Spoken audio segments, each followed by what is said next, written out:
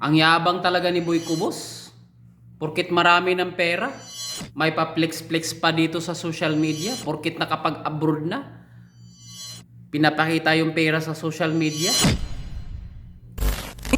Gusto ko sana maka-abroad din kayo para magkapera kayo, makakain kayo, makapadala kayo sa pamilya nyo, makabili ka ng anong gusto mo, mga iPhone, tapos makakain ka ng masarap, makapundar ka ng maraming bahay, makapundar ka ng maraming asawa, kasi marami kang pera. Tara na, abroad na tayo. Huwag magtiis sa Pilipinas. Nagbabalik na naman si Boy Kubos, ang pinakamagaling na electrician dito sa abroad at hindi basta-basta gumawa. Oh my goodness. Kabayan, gusto kong i-share sa inyo na sana maka-abroad din kayo kasi pag hindi kayo maka-abroad, wala kayong ganito. Dati, ako yung nangungutang. Ngayon, ako yung inuutangan with interest pa. Kaya mag-abroad ka para ikaw na din ang magpautang ngayon.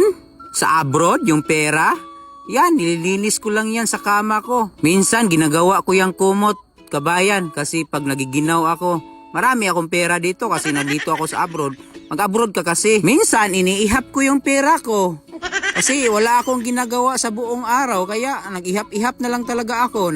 Kung magkano na yung pera ko.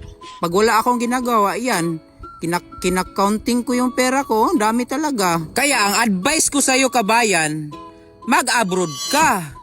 Hindi yung puro tanong ka lang. Sa abroad, maraming pera dito. Pinipiko ang pera basta magtrabaho ka. Tapos sasabihin dito sa video ko how to apply. Ano yung agency mo? Ano yung company mo? Bayan, ito ha. Pumunta ka sa agency, magdala ka mga requirements. Tapos pupunta ka sa agency, mag-apply ka ng electrician or kung ano ka man para makapunta ka dito ha. Huwag kang magtanong sa akin ngayon ha kasi hindi man ako HR. Punta ka sa agency kasi para maka-apply ka at maka-abroad. Ang agency dyan sa Pilipinas, kabayan, ang dami kabayan dyan sa city. Punti ka sa city. Ang daming agency dyan, mag-search ka din. Ikaw no, mahilig ka mag-search, yung Viva Max lang yung sinisearch mo.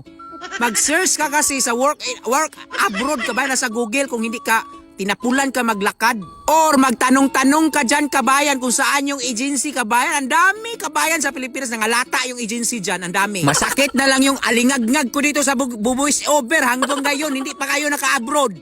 Paano kayo magkapira katulad ko? Ang dami kong pira dito.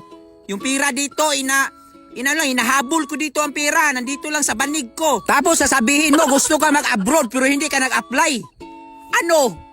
Pupuntahan ka ba ng agency sa bahay mo? Walang pupunta dyan kung hindi ka mag-apply. Puputi na lang yung buhok mo, wala kang pera. Sa abroad kasi kabayan, sugal din to kabayan, sugal. Kung may asawa ka, posible yung asawa mo mapunta yan kang kumpare. No? Dyan mo masusukat yung asawa mo kung totoong asawa yan.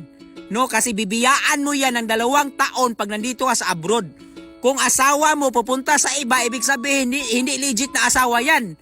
Pag-aantayin ka ng asawa mo ng 2 years, yan yung totoong asawa. Diyan mo masusukat. Kaya ang sabi ko sa'yo, ito yung pag-a-abroad. Sugal din, sugal sa asawa. Pero wag mong iisipin yan. Kasi pag maka-abroad ka, marami kang pera dito. Pinapagaw na ako, marami kang pera dito pag maka-abroad ka. Ang babae ang duduol sa'yo. Pupuntahan ka ng babae kasi may pera ka. Sila yung maghabol sa'yo, hindi ikaw ang maghabol kung iiwanan ka ng asawa mo. Kasi marami kang pera, oh my goodness, hindi basta-basta. Ang yabang talaga ni Boy Kubos.